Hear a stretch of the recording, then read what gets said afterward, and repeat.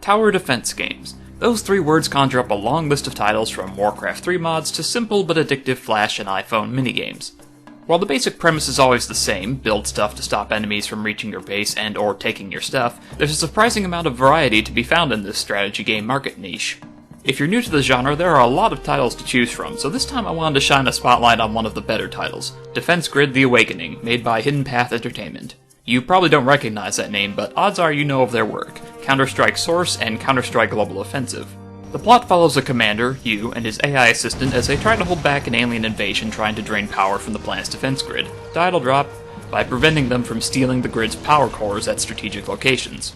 Not really an exemplary story by any standards, but it's well executed. Your AI partner has a great personality and some great voice acting by Jim Ward. Oh my, I found another design. The missile tower. Ha, like meeting an old friend. I quite suspect that after you see what it does to the flyers, you'll love it just as much as I do.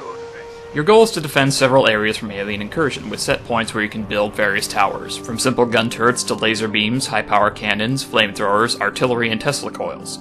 There actually aren't that many turrets to choose from, so you don't feel overwhelmed with choice, and with set positions for the towers, your strategies break down to choosing where would be the best place for which kind of tower. There are really two kinds of maps in this game. Ones where you set turrets along the alien's path, and ones where you can shape the alien's path with the turrets, leading them through a sort of maze of death. I also find it refreshing that you usually know what path the aliens will take, though later levels have multiple entry paths that you'll need to watch for. The maps are visually fine, but maybe a bit too gunmetal gray and dirt brown for my tastes. The aliens are quite varied with different levels of health, resistances, shields, and other special abilities. But I had trouble keeping up with the different varieties, and I often forgot to plan ahead for the ones with shields or the fast armored beasts. Most of my complaints about the game will stem from my lack of skill at it. I can't tell if the game is genuinely hard or if I just suck at it. Because there aren't that many towers to choose from, I can't be sure if I'm just using the wrong ones or not upgrading the ones I have quickly enough.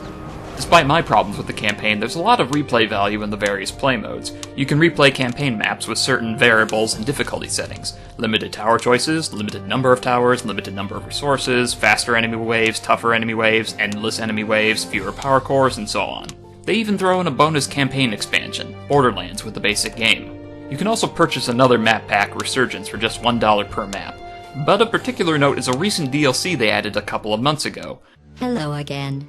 Congratulations on demonstrating your addiction to specific tower types.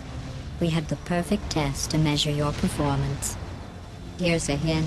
You are going to die in 3, 2, 1. Yes, Portal fans rejoice. GLaDOS has entered the world of tower defense games.